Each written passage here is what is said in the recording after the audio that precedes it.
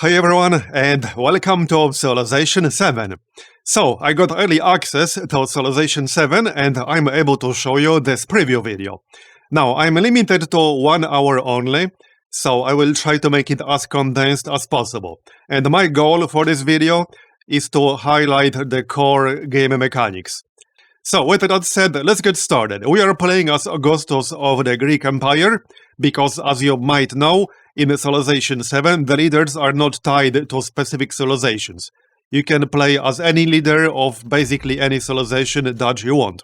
So, here we are. This is our starting location, and as in previous civilization games, you start with a settler, or in this case, a founder. We can actually show the resources here, and also the yields.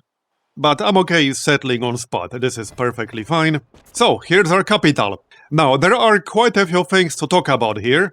I'm going to assume some of you haven't watched the official previews, so let's start from the obvious. In Civilization 7, you have 3 ages, and each age is almost like its own separate game, with separate goals, and then there's the big age transition. And this right here is how you progress through the ages. So, most importantly, the age progress will move on regardless of whether you achieve any goals or not. If not a single person in the game achieves any of these goals, the age transition will happen anyway, because you just get some progress every single turn no matter what. Now you can speed up this process by achieving some of these milestones, and you can also gain legacy points, which you will be able to spend during the age transition on some powerful boosts that will help you during the next age. And you can track your progress for these goals. However, this can be a tiny little bit misleading, because ultimately what really matters and the way you really get this milestone progress down here is through these objectives right here. So for culture, you need to build world wonders. For military, you need to have towns or cities in your empire, and conquered ones count as 2. For science, you need to display codices, which are basically great works. And for economic, you need to assign 20 resources to your settlements. This is what you truly need to get. And you can already see that we have 1 out of 12 for the military one, because we have our capital. Therefore, we already have like 1 point of progress out of 12. So just to clarify that. And tracking these objectives only matters for UI purposes. It doesn't matter whether you track them or not. It just makes it easier to see on the UI. And by the way, since we are on the topic, some of these bonuses that you can get during the age transition are pretty powerful. Generally speaking, the final one, the Golden Age one, is obviously the strongest, but some of the others can be pretty damn good as well. For example, in the Culture one, you get a chance to pick up Wonders of the Ancient World Golden Age. Now, you do not get this automatically. You have to spend your legacy points to choose to have this for the next age. And for the military Golden Age, you gain an infantry unit in every settlement you conquered last age, which can give you a nice head start in the next age, at least militarily speaking. You get the idea. Also, speaking of age transitions, as you might know, when you progress to the next age, you get to pick a new civilization. You cannot play the same exact civilization for the entire game. You have to pick a new one after the age transition. Some of them will be available to you automatically because of your choice of leader and civilization, but the others can be unlocked through gameplay.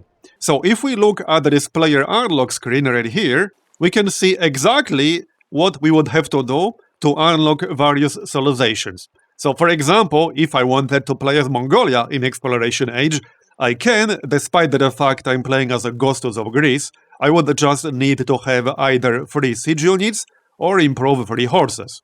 You just need to do one thing from this list. We will already have the Normans available because we are playing as Greece, so I don't have to do anything else here to make the Normans available. Now, let's actually get started. We are on turn 1, so the only thing I can do is to get either a scout or a hoplite. We will grab a scout to explore the world a little bit. And also, speaking of the world in general, Pangea maps are not going to be a thing in Civilization 7 due to the nature of the game, because in Exploration Age you get access to the new world, and there has to be the new world in the game one way or another, because of some of the gameplay mechanics. There are certain things in the new lands that are not available in the old world. So that's why Pangea is not going to be a thing. So here's the research. Now research is a little bit different. In Civilization 7, you still have the tech tree. However, this is going to be the tech tree just for your current age specifically, so antiquity age. And furthermore, most technologies will have the mastery. So the mastery is basically just a separate technology, which you can only research if you researched the primary one. So I can research writing 2 with the mastery if I have writing itself researched. And this is basically a whole separate technology that has to be researched separately. And some of them give you some really powerful unlocks.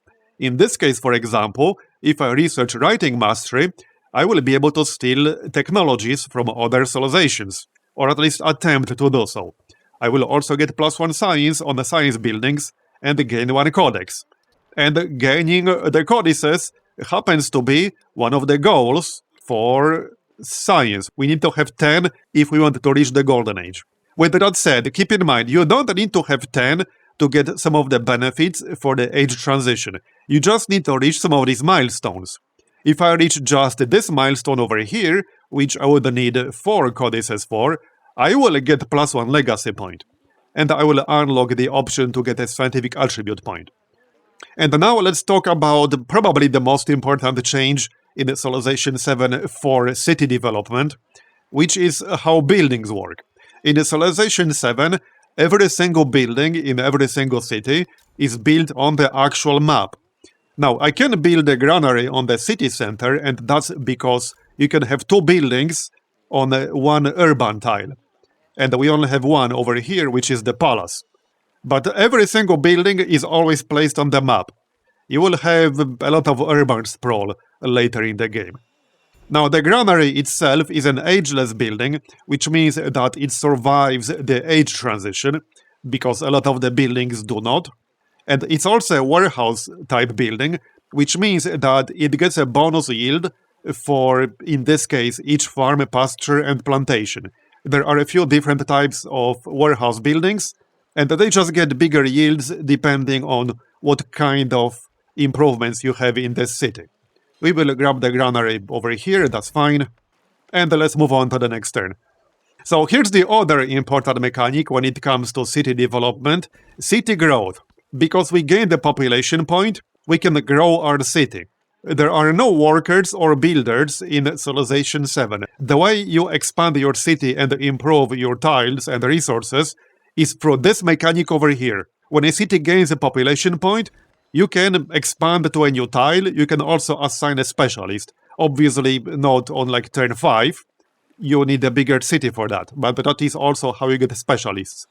And if I expand the city to any one of these tiles, I will get an improvement on that tile. You can see it specified on the left.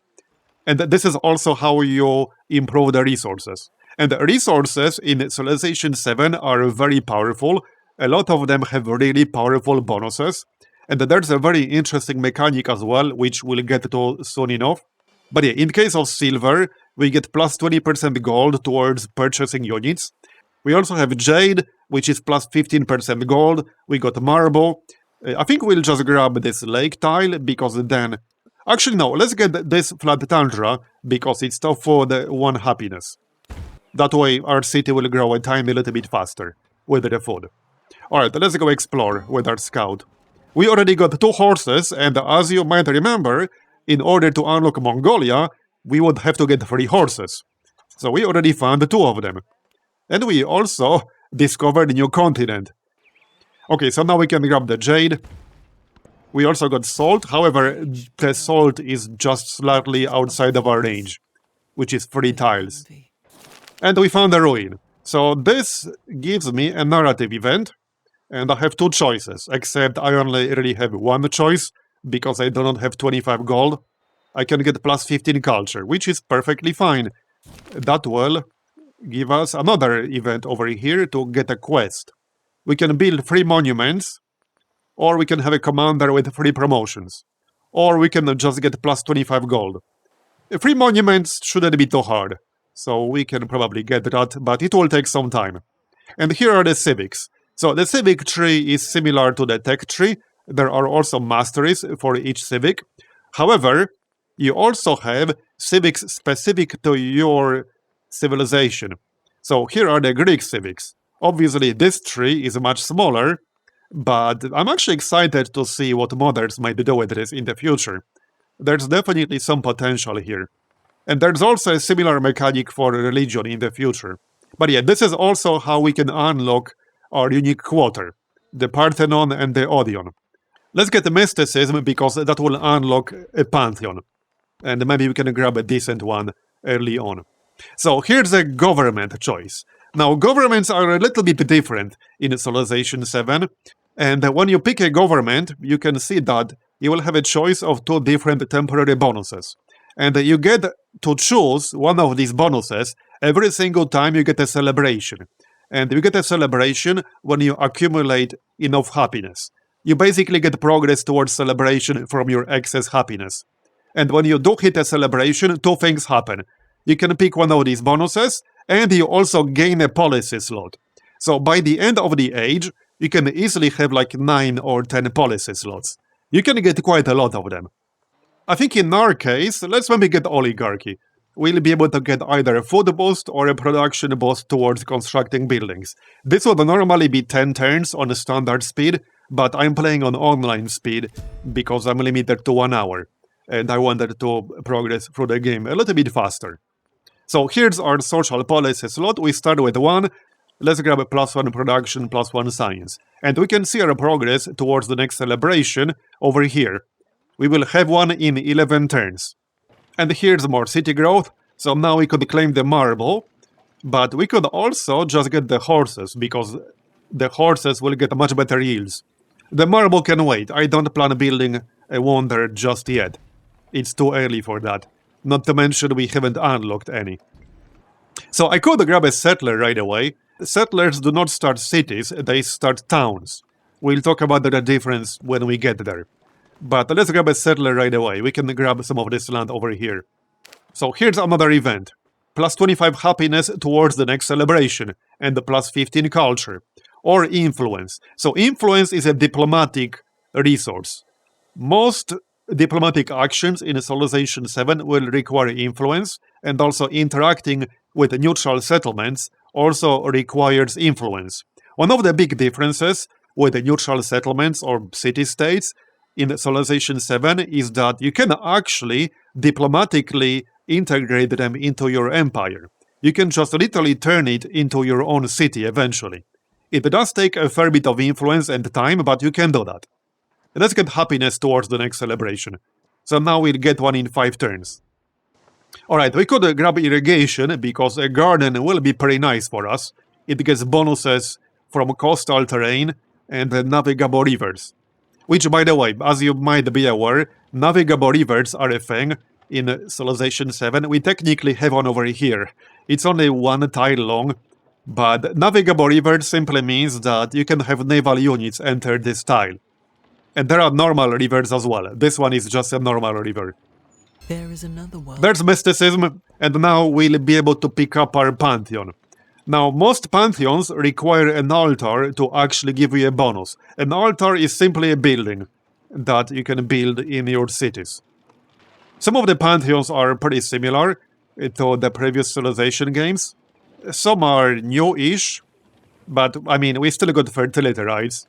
We do have a +3 influence, which might seem pretty simple, but influence is a really good resource, especially if you have a lot of neutral settlements around, but you just need it for pretty much any kind of diplomacy that you wanted to do.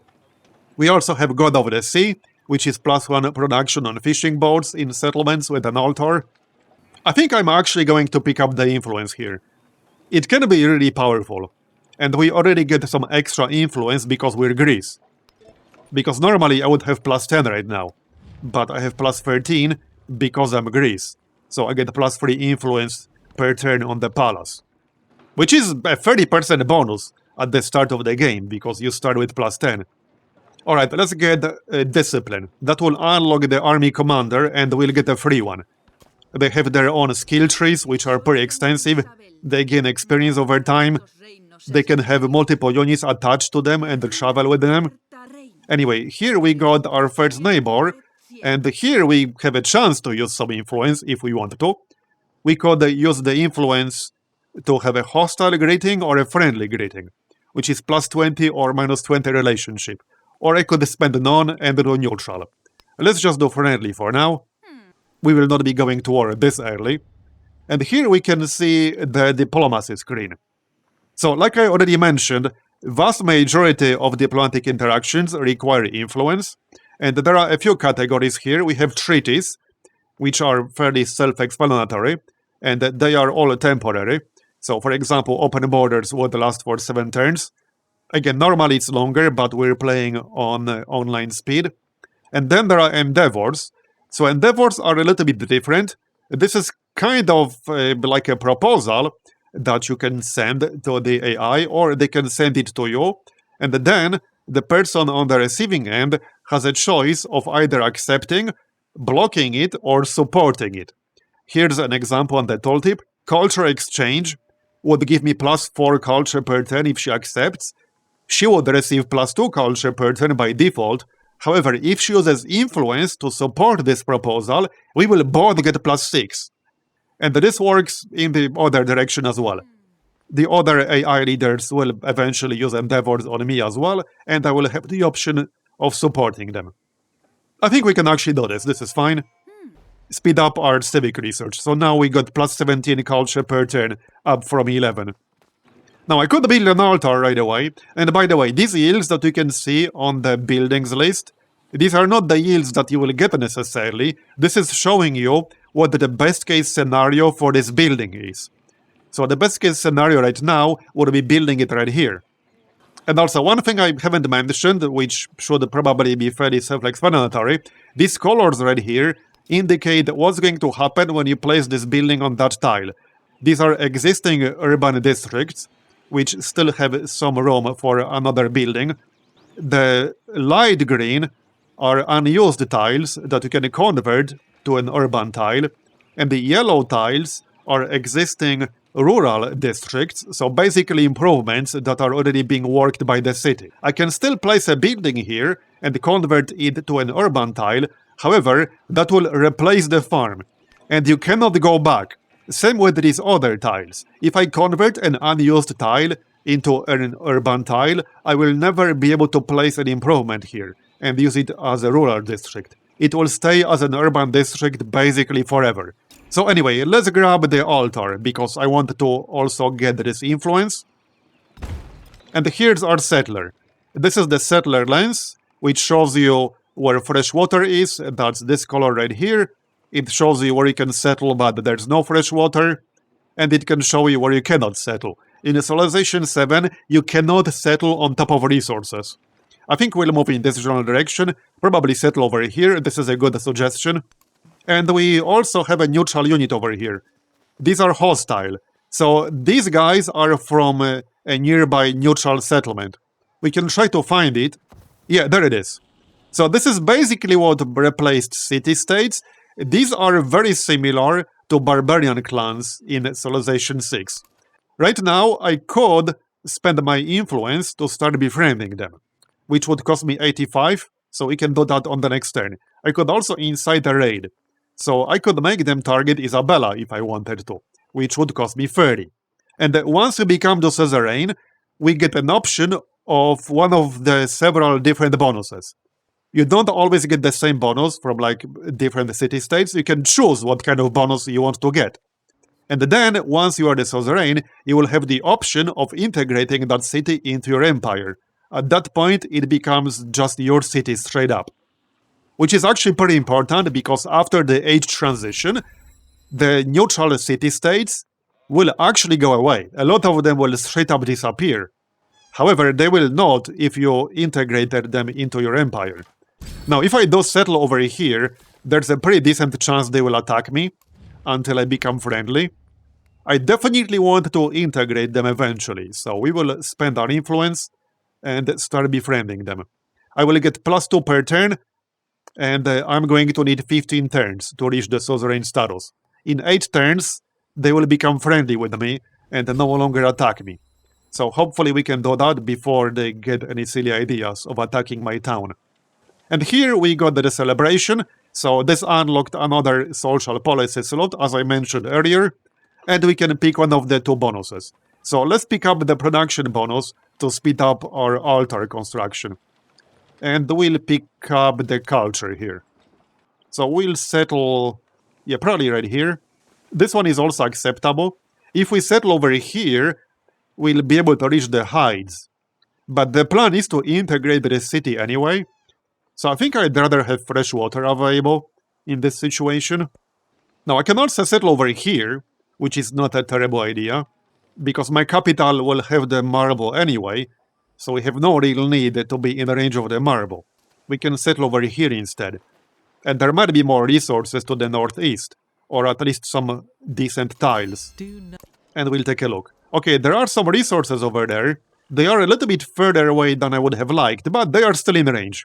If I settle over here, they will in fact be in range. And here's our army commander. So, like I already said, the army commander is a very important mechanic in Civilization 7. Right now, he can have 4 different units with him, and he will just move with all these units. Then you can unpack them anytime you want. Eventually, you'll be able to have 6 attached to one army commander, and he has all kinds of skills that you can pick up later. And some of these bonuses at the end are pretty powerful. For example, check out this one over here. Terrain combat bonuses are doubled, and infantry units can move and attack through cliffs. So that's pretty damn good. This one allows your units to heal after attacking. And even some of the initial bonuses can be pretty nice. For example, initiative allows your units to move after unpacking from the commander, because by default you cannot do that. So when you settle a city, you actually settle a town. And the way towns work in Civilization 7 is that they cannot build anything directly, but you can spend gold to get buildings or units, as you can see right now. If I check the tooltip on the town focus, we can see that all of the town's production is converted into gold. So towns are a good source of gold, but at the same time you need gold to actually grow them and develop them. Once we get enough population in our town, we'll be able to change focus. Right now I cannot do it because it's too small.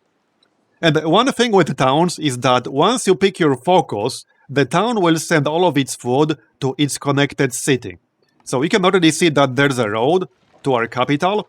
And once I pick a focus, this town will send all of its food to my capital.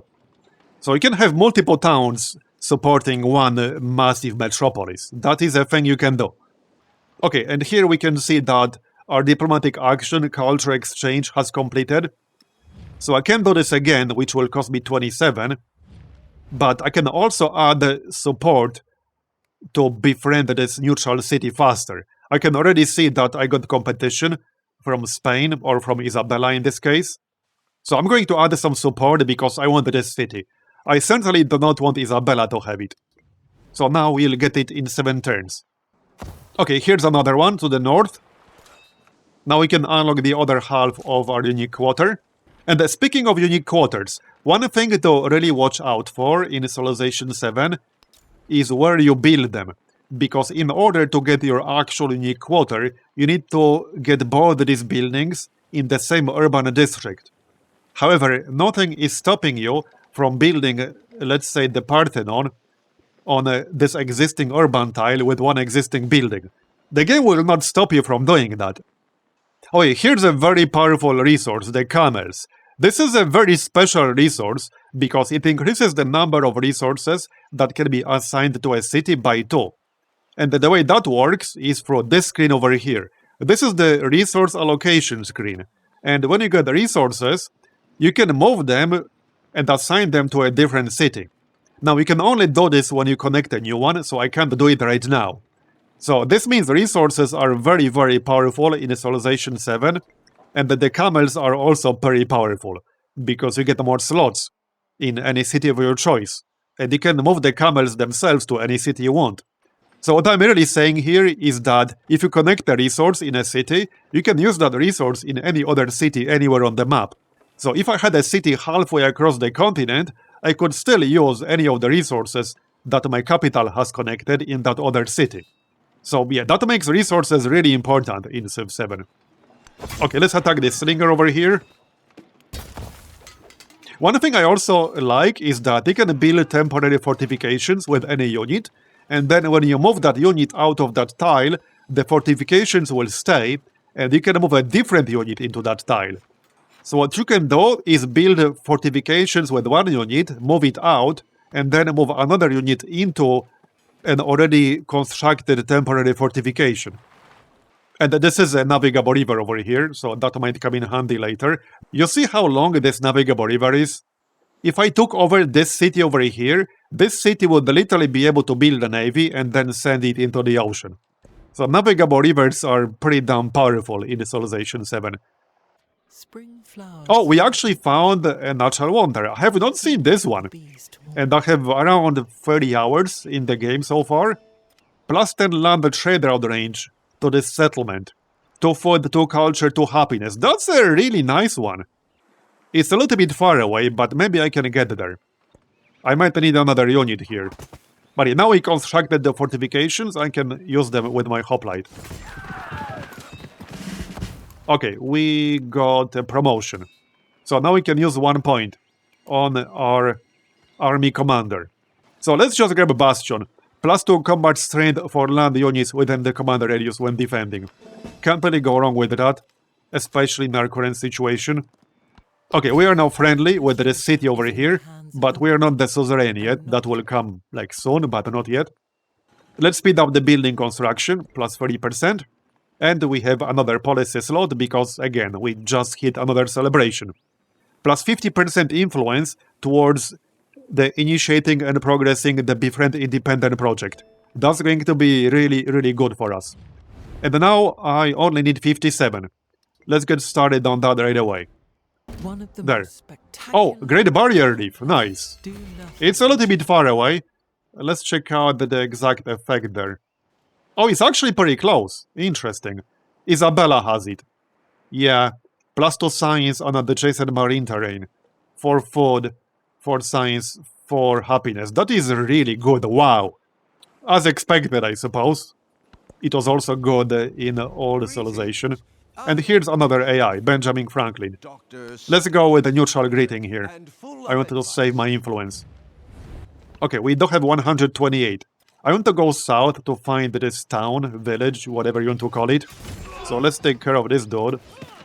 Okay, I can kill him now. Hopefully the scout will not attack me, but he might. And we got yet another promotion on our army commander. So we can get Bulwark, which will complete fortifications 1 turn faster. Okay, plus 1 culture attribute point. So attribute points are something you can acquire over the course of the game. You can get some of them from narrative events, and you can also get several during the age transition. And some of these bonuses can be pretty powerful. There are 6 different trees, as you can see. And there are also some ways to unlock additional options on these trees. I think we're going to pick up... Well, we don't really have a choice. We need to pick up this one. Okay, and now we are the Suzerain. And by the way, if you integrate the city into your empire, you get to keep this bonus until the end of the current age. You will lose it after the age transition. But what I'm saying is that if I pick up the megalith and then integrate the city into my empire, I will still have access to the megalith. Okay, let's grab the megalith. And now I need to pay how much? 120. This will also take a few turns, 5 turns in this case. We have some other options here as well. I can use the influence to promote growth. I can use the influence to give them a military unit. Or I can levy a selected military unit. Anyway, we'll incorporate them. And that will turn them into our city. Alright, next up, let's get Code of Laws because it will unlock the merchant. I do want to complete my unique quarter because that will unlock the great people. And again, you need to watch to build it on the relevant district. In this case, the game will not stop me from building over here, but as you can see on the left, this will not complete the Acropolis. So I need it over here specifically. Okay, another neutral settlement, and we can grab some science and happiness. Yeah, let's do that. So now we completed our unique district, and we can grab the great person. Now, I might need a specific building to take advantage of this great person, like a library. but we get a random one. We can probably kill this warrior. Let's stay here for one more turn. He might even attack me and we'll heal up a bit. We actually saved our scout. Nice. Let's move away then. I might want to heal him up a little bit. An eye for an eye. Okay, Code of Law. So this unlocks the merchant. Okay, unfortunately, there's no valid trade route right now, but hopefully we'll have one sometime soon. I can actually enter another civilization's borders without having open borders agreement using a merchant. Okay, farmer's market. I might actually pay for the influence here. It will give us +3 food per turn to our towns. If I just accept, I will get +2 gold. Only she will get food in towns. And my town could definitely use some food. It's only like less than 2 turns worth of influence, so not that big of a deal. Okay, we are the Suzerain now. Receive a free civic when you become a Suzerain of a city-state, including this one. Yeah, I like that one. Alright, we got our great person. Let's see what he can do. Add +3 science to the library. Okay, so that means we're gonna build a library. Okay, and now I can assign gypsum over here. This one has to be in a city, which is why you see city here. But if it was a bonus resource, I could place it in towns. There are a few different categories. There are also like global ones. So right here, horses are global. I do not have to assign horses anywhere. Same with the marble and wine. Okay, we found them right here. Okay, I need 57 to get started on befriending them. Okay, so we actually have some valid traders over here. So the way this works is a little bit different than in previous civilization games. When you complete the trade route, you will literally get these resources. Like you will literally be able to use them yourself in any city you want, like you can do with your normal resources on this screen. However, in order to actually get the trade route, you have to physically move the merchant. It's not like in previous civilization games where, oh, I just click this option, I click send the trade route, and the trade route is automatically created. No. You have to actually go there. So you don't actually have to use this for anything. In fact, you can't really use this for anything. If you click one of these, it just pans the screen to that city to show you what it is. But then you just have to move the merchant manually. And you complete the trade route, you initiate the trade route by moving him here and then starting the trade route. However, you can just free move your merchant wherever you want. For example, we know there's a city down here because we can see the border. I can literally just move my merchant over here, try to find this city myself with the merchant, and then initiate a trade route with this city. So that's exactly what I'm going to do, despite the fact it's not showing up on this list right now. The only reason it's not showing on this list is because I can't see the city yet. And I do not need open borders in order to enter their territory with a merchant. This is one of the ways you can use to explore their territory without needing open borders. Our town is expanding again, so we'll get the hides. Okay, and the hides are actually a bonus resource, which means I can use it anywhere I want. I probably still want them in my capital, to be honest. Because the production in towns, remember, you don't actually use production in towns, you convert it into gold. So I think this is actually perfectly fine. And you can see that if I move it to Tierra Town, I will simply gain +3 gold, because that's what happens. Production is converted into gold. So it's effectively +3 gold in my towns, but +3 production in my capital. You get the idea. Okay, let's grab this tent camp, see what we can get. More production, more happiness. Okay, +7 production is not that much. It might actually complete the library right away. Yes, it will. Nice. So now we can pop the great person, and we'll get +3 science added to the library. So we'll get a nice bonus to our science on the next turn here. We could also upgrade our units. Now, this is still going to be a hoplite. It's just going to be basically a better hoplite. But still a hoplite nonetheless, so he would still get bonuses from other adjacent hoplites. The spoken word. Okay, we got the writing 2, which means that if I wanted to, I could try to steal some text from one of the AIs. I don't think I want to do that right now, because I want to keep my influence. But I could! Okay, another narrative choice. We can get a diplomatic or culture attribute point.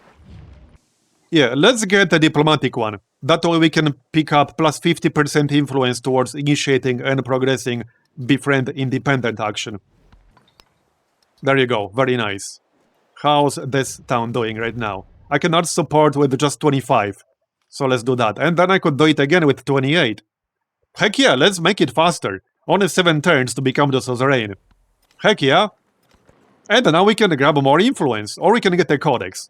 Now remember, one of our goals for the age progress are codices.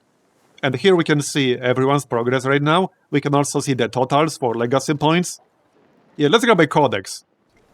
I think that makes a bit more sense right now. They are much harder to get than influence. We have many different ways to get influence. And here they are. We got 2 at the moment. These are basically great works. That's what they are. Alright, and we integrated the town over here. So that's very nice. I probably want to get the camels as soon as possible. Yep, because the camels are really, really nice. This is going to be a super useful town in general. Alright, so one thing I can do now, because we're done fighting for now, is to just assemble an army with 1 click. And now they will both be with our army commander. And I can deploy the army anytime I want, with this option over here. So, yep, that's how it works. It makes movement much more convenient with bigger armies. Okay, so we have arrived. We reveal the city. And now I can make the trade route. And we'll get all 3 of these resources. So that is pretty damn nice. And as you can see, we get the resources right away. So trade routes are extremely powerful in Civilization 7. They are very, very powerful. So this is a bonus resource that gives us plus 3 food. We can use it in one of our towns, like this one for example. So plus 2 food to the capital, plus 4 food in any other city. We can assign it to the capital for now and reassign it later.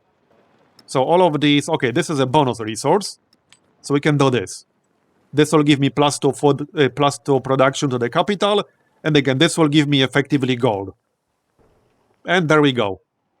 Yeah, you can see how flexible this system is and just how important the resources can be. And we can grab the camel. So what I can do is remove this, get the camel here, and then do this. And that completed the Silk Roads.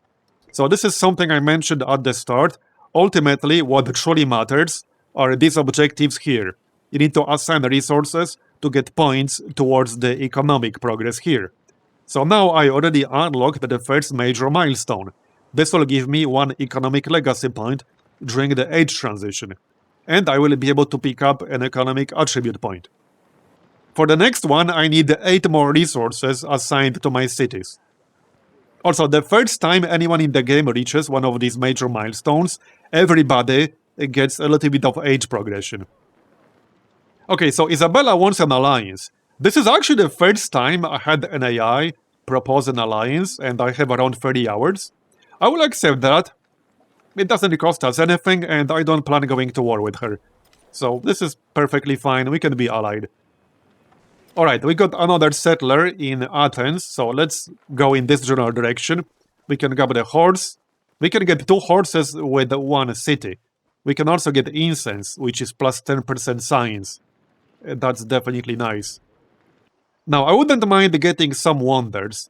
There is Petra in Civilization 7, by the way, but it's nowhere near as good as in previous Civilization games, unfortunately. We could get the Hanging Gardens, which is a pretty good one. It would also give us plus 1 expansionist attribute point. But yeah, let's get the Hanging Gardens. So, over here. Okay, we met another AI, Catherine. Let's maybe stay friendly here. Alright, now we can start a town next to this natural wonder. So, that's what we're gonna do. There you go, that's Sparta. And we unlock the Inca.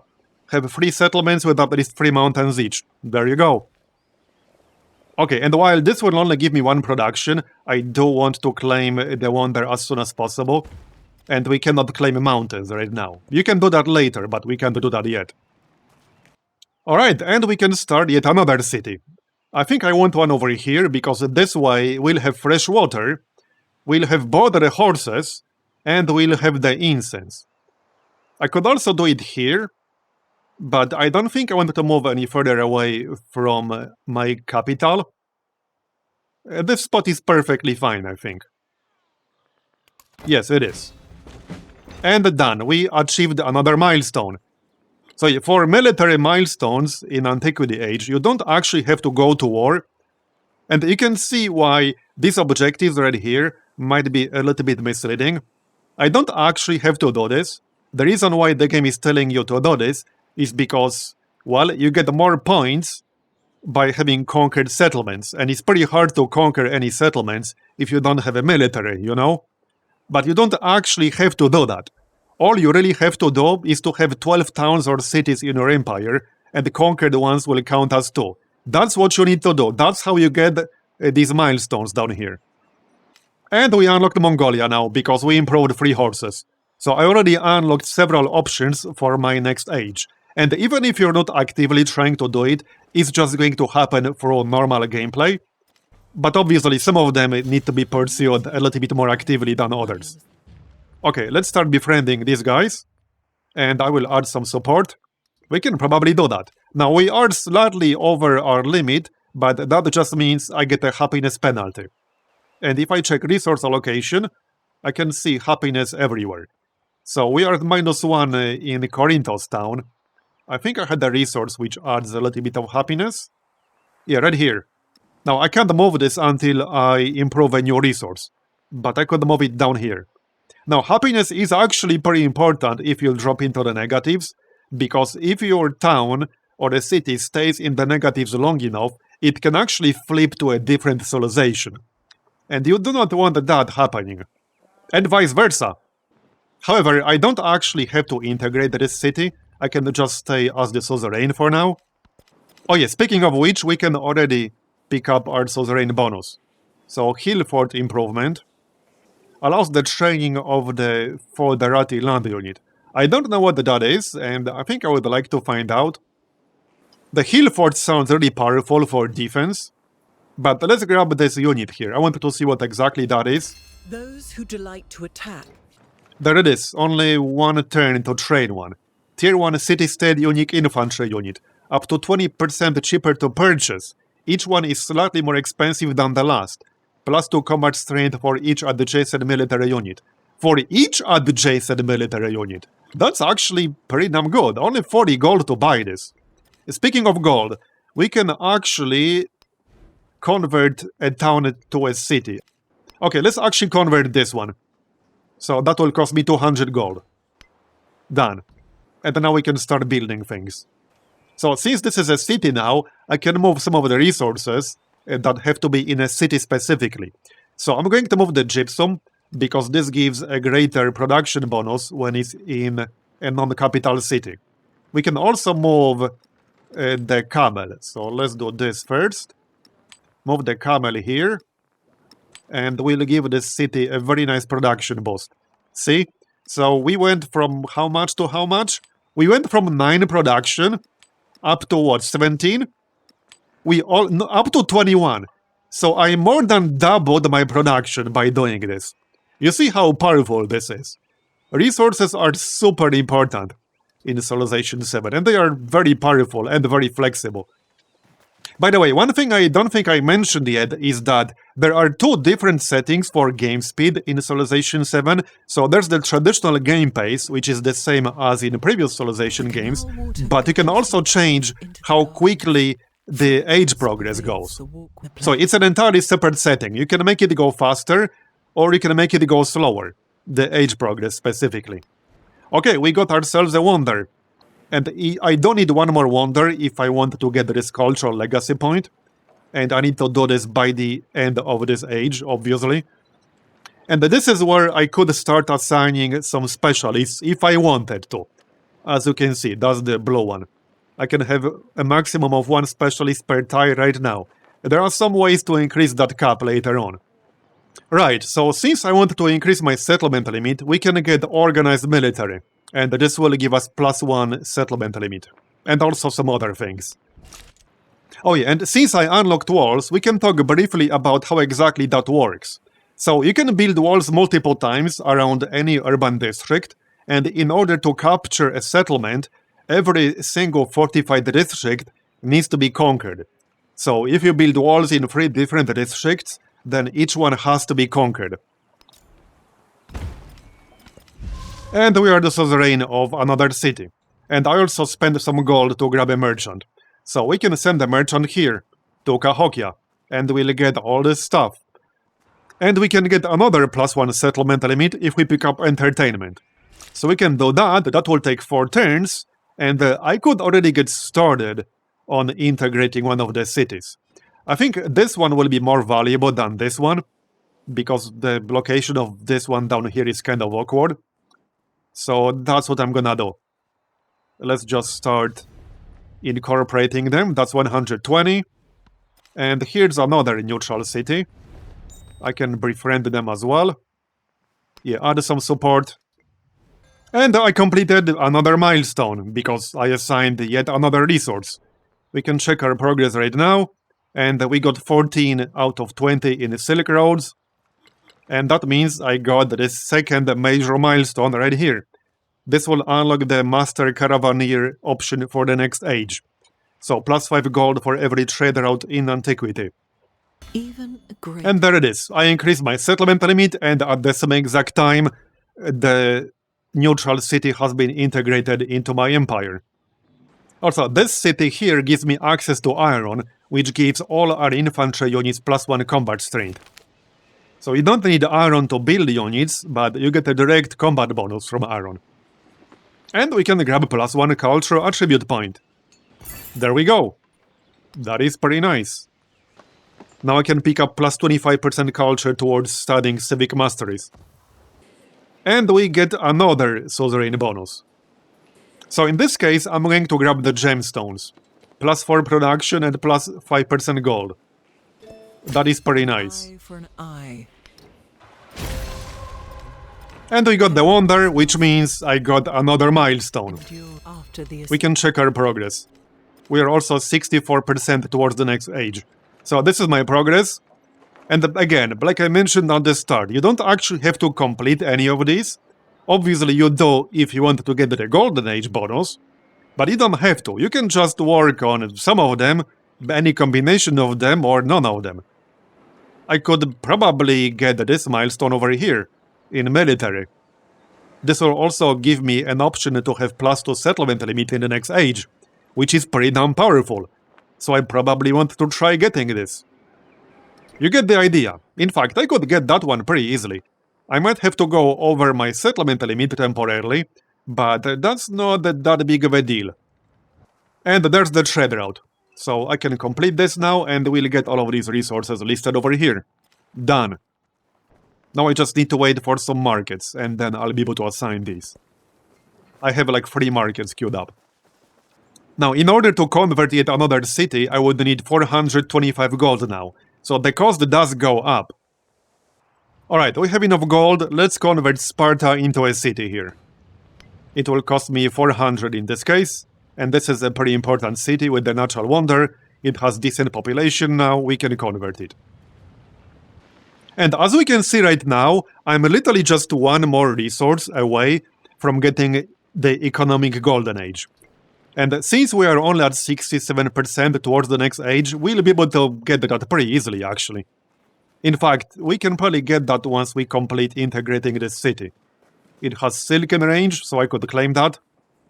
It has even more gypsum in range. Okay, and this is where the crisis starts. So when you get closer to the end of the age, I believe it's always 70% exactly, like we're at right now, the crisis starts. And this will have some negative effects. I will have to assign 2 crisis policies right now. You can't just ignore this, you have to assign them. So I don't have a choice. And these are my 3 options. So this will hurt my happiness quite a bit. I can get -1 settlement cap, which is -5 happiness everywhere. You can get -6 happiness in settlements we did not found, which will be 3 of them at the moment. Basically the city-states we integrated. We can get -6 happiness in settlements with unfilled resource slots. So we'll take this one because we filled pretty much all of the resource slots right now. And probably this one, because at least this one will not affect everything, but -1 settlement cap will in fact affect everything. Okay, so now I can claim the silk right here, and I'll be able to reassign my resources as a result. This will also complete the economic milestone. I'll get the actual Golden Age bonus for my age transition. I don't think I can get +6 in here. Actually, yes, I think I could. That will have to do for now. So we'll move that guy. We can assign this to a city. That's +4 food. And we need to move a bonus resource from somewhere. And we'll assign silk. There you go. And that completes the Silk Roads. So we're done with that. Now I can buy a building. Actually, we're fine on happiness at the moment. But this will get worse as the crisis escalates. So right now, I probably want to focus primarily on my happiness. Because if your happiness drops too much for too long, you can actually lose your city to one of the AIs. They will have the option to take over your city. And vice versa, if their city is really unhappy, you will get the option of taking over. Now, one thing we can do in our actual towns that are big enough to get specialized is change them to a trade outpost, which also gives them a fairly significant happiness bonus. It's +2 happiness to each resource tile in the town and +5 trade route range. So in this case, we don't care as much about the trade route range, but we care about the happiness. Okay, so this is the continuation of the crisis. This means I'll have to pick up another crisis policy here. I don't have a choice. Okay, let's go with the -6 happiness in cities, because I should be able to counter that more easily. Okay, every single city and settlement is in the positives. And we got the library, so we can use the codex. That also completes the milestone for science. So we are doing pretty well. We can check the totals, so right here, we're in the lead. Okay, I like this wonder over here. Grants a unique diplomatic endeavor called Ginseng Agreement, which grants food to both leaders' capitals, +1 diplomatic attribute point. I actually really like this one. Let's build this one. And then we'll get another one. And I can actually speed up the wonder construction if I pick up the wonder construction endeavor here. So there we go, we will do exactly that. Yeah, see? One of our rivals is also building the same wonder, unfortunately. It will be done on the next turn, so hopefully they're not going to beat me by one single turn. Of the snow, Okay, we got it. the light. So we need one more wonder. Okay, and we're done. As in, we finished the wonder, and we got another major milestone. And we are also at 91%, which is when the final stage of the crisis will kick in. So we got the second major milestone in culture. We can get the second one in military. Not sure if we'll get the golden age in science yet, we'll see. And we got the golden age in economic. Yeah, so here it is. Let's see how bad this is gonna be. -10 happiness in our capital. I don't think that's a big deal. What's the happiness in our capital? 25. Okay, so this is literally nothing burger. Yeah, this is literally nothing burger. Doesn't matter. Okay, and this is what I was talking about earlier. If a settlement gets really unhappy, it can flip control to somebody else, which is what's happening right now. I will actually accept this, and probably just not use my settler. If I decline the request, I will get -1 happiness in all settlements, which I would prefer not to. And I need to get one more settlement anyway to get my military milestone. So that will complete the milestone. Very nice. So which one is it again? Oh, this one. Okay.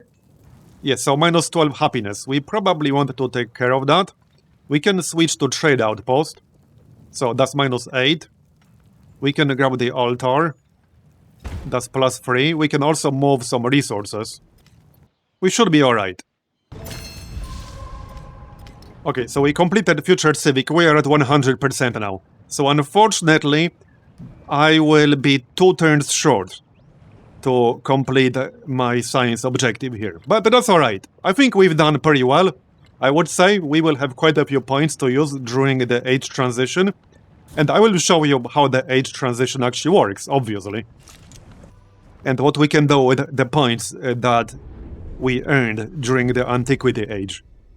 So here we are. These are our rewards. Then we can check out age rankings, which we saw already. And these are the totals. So we got a 9 total. This is the experience we got for our profile and for the leader. And this is where we can choose our next civilization. So we unlocked several different options through our actions in the Antiquity Age. We do actually have quite a few mountains in our territory, so we could go for the Inca. The terrace farm looks pretty damn powerful, so let's choose the Inca, why not? And spades. So now we are Augustus of the Inca Empire.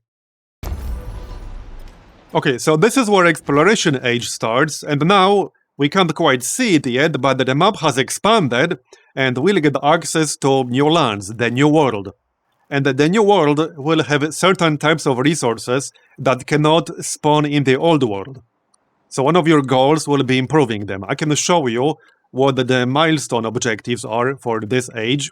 So display relics, 30 treasure fleet points. So you get the treasure fleets, again, from the New World by improving special resources in the New World that are flagged as spawning treasure fleets. So these are basically resources that only spawn there and not in the Old World. Gain 12 points from settlements in distant lands. And have 5 districts that are not the city center with 40 total yield each. So from this you can see just how much the yields can escalate in Civilization 7. Over 40 yields on one tile, that is quite a lot. And you need to have 5. So anyway, let me show you the legacies before we wrap things up. So these are the number of points that I have, including 1 wildcard point that can be spent for anything. And these are all of the bonuses that I can pick up for this age. So I can pick up +2 settlement limit that will spend 2 military points. Then I could grab some of the Golden Age stuff if I want to. I can also change my capital for free. This does not cost anything. We can get +8 science or +15 gold right at the start. We can have all of the cities from the previous age remain cities. So this will save me quite a lot of gold, because you saw how expensive it can get to convert towns to a city. Without this, all of the cities except my capital will revert back to town status. So we can grab that. We can also pick up Wondrous Heritage. So wonders we control get +1 culture, +1 happiness. Or we can just get attribute points. We didn't build that many wonders. I think we had 4. So +4 culture, +4 happiness is not that big of a deal. I think I'd rather go for actual attribute points. So we can get the cultural one. We can get an economic one here, because we have 1 more economic point. We can get another cultural one. And, well, I mean, we can also get the diplomatic one. And we can get 2 scientific points. And then we still have 1 wildcard point, which we can spend for anything we want. So, hey, we can just get another cultural attribute point. And then we can confirm our legacies. And we have 7 points to spend, as you can see. So +1 culture in settlements for each resource assigned to them. That's definitely not bad. And then we can get culture from specialists. Okay, so let's grab this. And we can pick up culture from specialists. Okay, and then for the diplomatic ones, we can get a straight-up +1 policy slot. I think I like that. Economic, not much of a choice here. And science. So +15% production towards constructing buildings. And that's that. We spent all of the points. So, since I'm limited to 1 hour for this video, I'm going to wrap things up. I will do a video with my actual thoughts on the game closer to release, and I will also be streaming it.